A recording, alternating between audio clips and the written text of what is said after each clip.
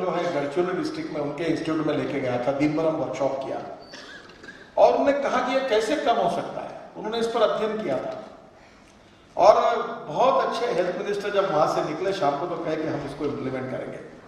हम जान बचा सकते हैं लोगों की। ज्ञान, विज्ञान और तंत्र विज्ञान ये 21वीं सदी की बहुत बड़ी पावर है, ताकत है और हम समाज में विज्ञान का, ज्ञान का, तंत्र विज्ञान का उपयोग करके वी कैन मेक मिरेकल्स। और हमारा ब्रेन तो सबसे अच्छा है, भारतीय ब्रेन।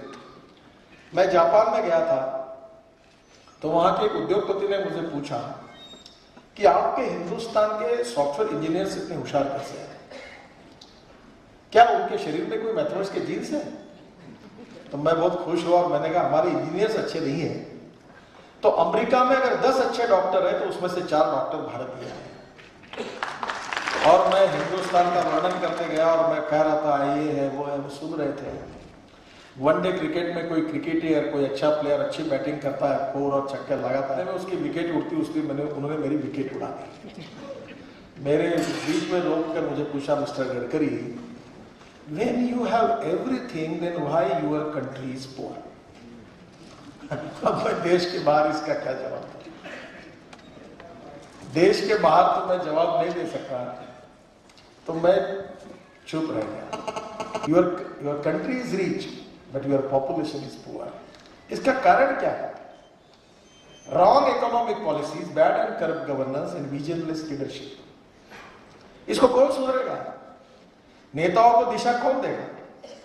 और मैं ये मानता हूं कि इसके लिए राजनीतिक कार्यकर्ताओं का प्रशिक्षण होना चाहिए। कोई कठिन नहीं है।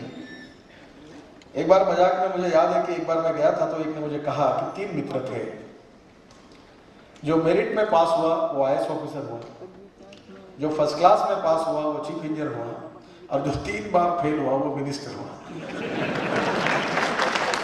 ये व्यंग्य विनोद के लिए अच्छा है। मैं एक बार था, हमारे चीफ सेक्रेटरी कहते थे, वो रिटायर्ड हो अभी नहीं है सर्विसेज में, S sir S sir S sir. तो एक बार मैंने हमारे सीएम के सामने, तुम क्या एस सर कह रहे हो? सब बातों को एस सर कह रहे हो, करने वाले हो कि नहीं करने वाले हो? एक बार नहीं तो एस सर कहना, करना है तो एस सर को, नहीं तो नो सर को। बोले सर ऐसा है, बॉस इज ऑलवेज करेक्ट। जब मंत्री और मुख्यमंत्री बोलता है तो काम करो या ना करो, पर यस सर बोलना चाहिए, उसके सिवा काम नहीं। एक बार मैं एनसीसी में गया, कैडेट था, तो हमारे पढ़ाने वालों ने कहा कि तुम जाकर जब परीक्षा में तुम्हारा नाम लिया गया तो सावधान में खड़े रहकर लेफ्ट राइट करके जाओ। वो पूछेंगे व्हाट्स योर नेम, तो आप बताओ sir my name is so and so. Sir ठोक के बोल के जोर से बोलना। ठीक। एक लड़का चला गया, उसको पूछा व्हाट्स योर नेम, उसने कहा sir my name is so and so. अब there is a difference between letter and spirit. We know the letters but we don't know what is the spirit behind it. The spirit of a philosophy, ये जब तक हम समझेंगे नहीं तो उसको अर्थ नहीं होगा। पंडित दीनदयाल उपाध्याय जी ने अपने जीवन में जो बात कही, जिसके लिए हम सब लोग प्रेरणा स्रोत के रूप में उसको स्वीकार करते हैं, कि समाज का जो आखिरी व्यक्ति है, जो शोषित है, पीड़ित है, दलित है, जिसके पास रहने के लिए मकान नहीं है, जिसके पास शरीर पर कपड़ा नहीं है, जिसके पास खाने के लिए रोटी नहीं है, उस व्यक्ति की हम निरंतर सेवा करते रहे। और जिस दिन उस व्यक्ति को रोटी, कपड़ा और मकान मिलेगा, उसी दिन हमारा सपना पूरा होगा, ऐसा हम समझेंगे, वही हमारा कार्य होगा। यह पंडित दीनदयाल उपाध्याय जी का विचार दर्शन हमको अंत्योदय के रूप में मिला। क्या इरेडिकेशन ऑफ पॉवर्टी, यह हमारे जीवन का पॉलिटिकल कन्विक्शन नहीं हो सकता? क्या किसानों की आत्महत्या रोकना ये हमारे जीवन की पॉलिटिकल कमिटमेंट नहीं हो सकती?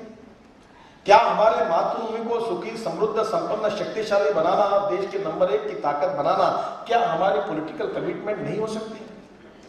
क्या हमारे गांव में अच्छे रोड बने, गांव में पीने के लिए पानी मिले, गांव के युवाओं को रोजगार मिले, खेती को पानी मिले, गांव का विकास हो, हमारा गांव सुंदर बने, ये पॉलिटिकल कमिटमेंट नहीं हो सकती? और एक ने अपना गांव अच्छा किया तो देश सुधर जाएगा। मैं उस दिन एबीपी न्यूज चैनल पर मुझे बुलाया गया था। मैं जिस शहर से आता हूँ और बीजेपी की कारपोरेशन है और 10 में से 5 पुरस्कार हमारे नागपुर म्यूनिसिपल कारपोरेशन को मिले, हमारा बीजेपी का मेयर उसमें था, मुझे बहुत खुशी हुई।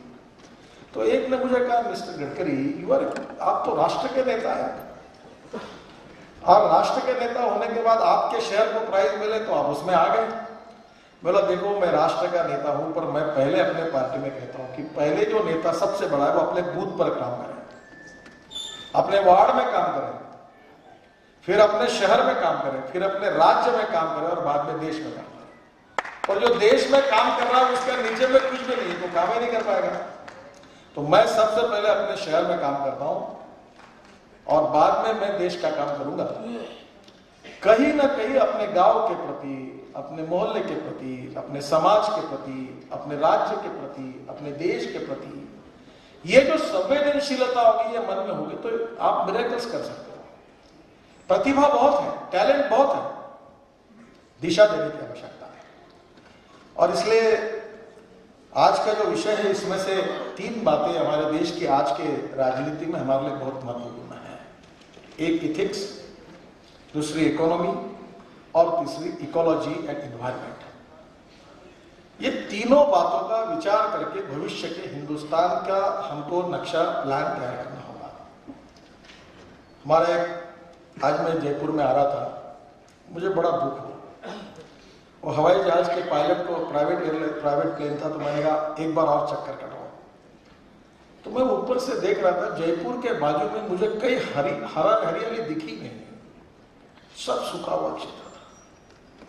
अब मैं सोच रहा पानी में काम करता हूं, मुझे लगा कि क्या पानी में काम करने से कितनी प्रगति होगी। हमारे देश में चेरापूंजी में 11,000 मिलीमीटर पानी आता है और अजमेर में सबसे कम 200 मिलीमीटर पानी आता है। इसराइल में हम लोग जाते हैं, वहां 6 इंच पानी आता है, 100% इरिगेशन है। हमारे देश में जितना पानी आता है उसमें से 15 से 20% तालाब या डैम में रिजर्व होता है, 15 से 20% जमीन के अंदर जाता है और 60% समुद्र को जाता है, सागर में चला जाता है। देश में पानी की कमी नहीं है, देश में पानी के नियोजन की कमी है। हमारे महाराष्ट्र में सूखा पड़ा हुआ है, पर हमने जीत लगाकर नागपुर में 24/7 की स्कीम चलाई और ड्रिंकिंग वाटर स्कीम को मॉडर्नाइज किया, कंप्यूटराइज किया, फ्लो मीटर लगाए, 1600 करोड़ रुपए खर्चा हुए, केंद्र सरकार के जेएनआरएफ में पैसे मिले, हम लोग पीछे लगे रहे। आज हमारे यहाँ पूरे महाराष्ट्र में सूखा है। महानगरों में कहीं 8 दिन में 1 दिन पानी मिलता है और नागपुर ऐसा शहर है जहां 18 घंटे 20 घंटे पानी मिलता है, एक भी मोर्चा निकला नहीं, कुछ नहीं मिला। छोटी छोटी बातें हैं, हो सकता है। और जिसका जिक्र महेश जी ने किया है कि यही बात सोचकर मैं जब लीडर ऑफ अपोजिशन था महाराष्ट्र में, तो रोज किसान आत्महत्या करते थे। 10,000 किसानों ने मेरे क्षेत्र में आत्महत्या की और आत्महत्या करने के बाद उन जिलों में जाकर मैं उनको मिलने के लिए जाता था।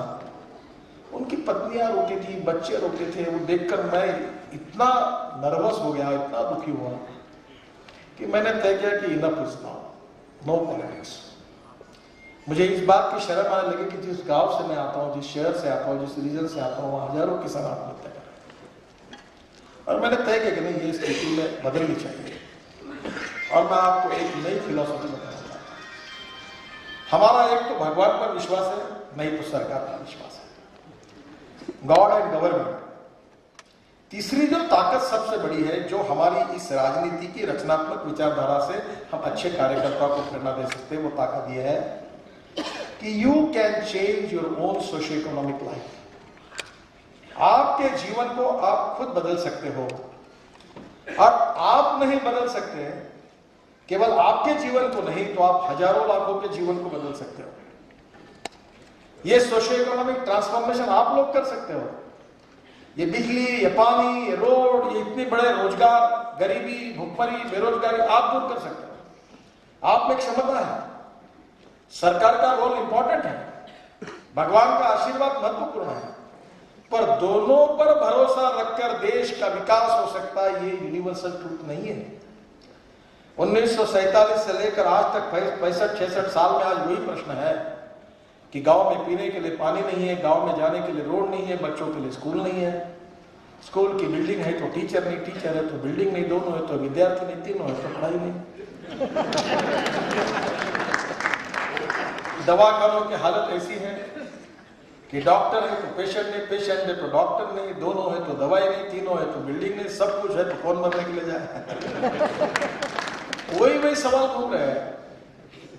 और इसलिए ये स्थितियां सरकार ही केवल बदल सकती। सरकार अच्छा चाहिए, मंत्री अच्छे चाहिए, पार्टी अच्छी चाहिए, गुड गवर्नेंस चाहिए। Good economic governance with the help of e governance is the need of the country. वो चाहिए, पर केवल उसी से पूरा परिवर्तन होगा ऐसा नहीं। आप आपके जीवन में परिवर्तन कर सकते हो और आप हजारों का जीवन बदल सकते हो। छोटे छोटे प्रकल्पों के द्वारा, छोटे छोटे विकास प्रकल्प, शिक्षा, स्वास्थ्य, सेवा, छोटे छोटे प्रकल्पों से ये स्थिति बदल सकती है। और इसलिए पंडित दीनदयाल उपाध्याय जी ने जो विचार हमको दिया उसका सार यह है कि मनसा सततम स्मरणीयम, वचसा सततम वदनीयम, लोकहितम मम करणीयम। समाज के शोषित, पीड़ित, गरीब लोगों के लिए हम सेवा करें और नथिंग इज इम्पॉसिबल।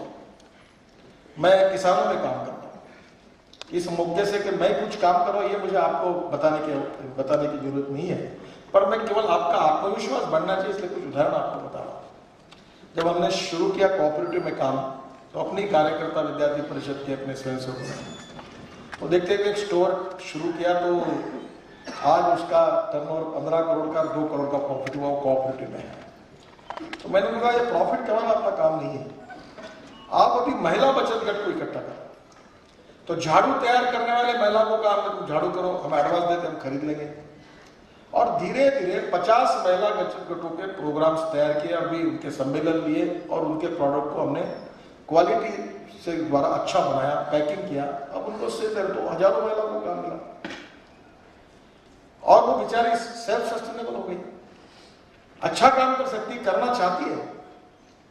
और धीरे धीरे ऐसा करते करते हमने शुगर फैक्ट्री खोली, अब 3 शुगर फैक्ट्री हुई। आपको ताजुब होगा, हमने 10,000 लोगों को रोजगार दिया और नेक्स्ट 3 साल में हम 50,000 युवाओं को रोजगार देंगे और 200 करोड़ रुपए इस साल किसानों के जेब में प्रॉफिट गया। अगली बार 3 साल में हमने 1,000 करोड़ का टारगेट रखा है। कोई गवर्नमेंट की मदद नहीं, कोई जमीन नहीं, कोई ग्रांट नहीं, कोई अनुदान नहीं, जो कोऑपरेटिव शेयर होल्डिंग बढ़ाकर हमने लोगों की सेवा का काम शुरू किया। मुझे ऐसा लगता है कि हो सकता है हमारे देश का किसान की गरीबी दूर हो सकती है। बहुत दिनों से सुदर्शन जी कहते थे कि इस देश में, आज आपको बता दो हमारे देश की हालत जिसका हम समझ नहीं पा रहे हैं। एक समय $1 का मूल्य 35 रुपए था, आज 58 रुपए तक पहुंचा है। फॉरेन डायरेक्ट इन्वेस्टमेंट आना बंद हुआ है, देश के उद्योगपति बाहर जा रहे हैं। हमारा एक्सपोर्ट और इंपोर्ट का इम्बैलेंस जो है हर महीने का, वो $15 बिलियन से $22 बिलियन है। मुझे रिजर्व बैंक के बड़े अधिकारी ने कहा कि ऐसी स्थिति अगर 3 महीने रहेगी तो सोना फिर से गिरवी रखना होगा। तो मैंने कहा सोना ले जाना होगा। बोले चिंता मत करो, हमने लंदन में रखा है, वही गिरवी रखेंगे। बेरोजगारों की संख्या बढ़ रही है, इंडस्ट्री बंद पड़ रही है, लोग दिवाला पिट रहे हैं, किसान आत्महत्या कर रहे हैं। हमारे पास सब कुछ होने के बाद ये क्यों हो रहा है? We are a rich nation, फिर ये भूखमरी, बेरोजगारी, गरीबी हमारे पीछे क्यों है? इसको कौन बदलेगा? हम बदल सकते हैं। और ऐसे चीजें जो है इसमें बदलने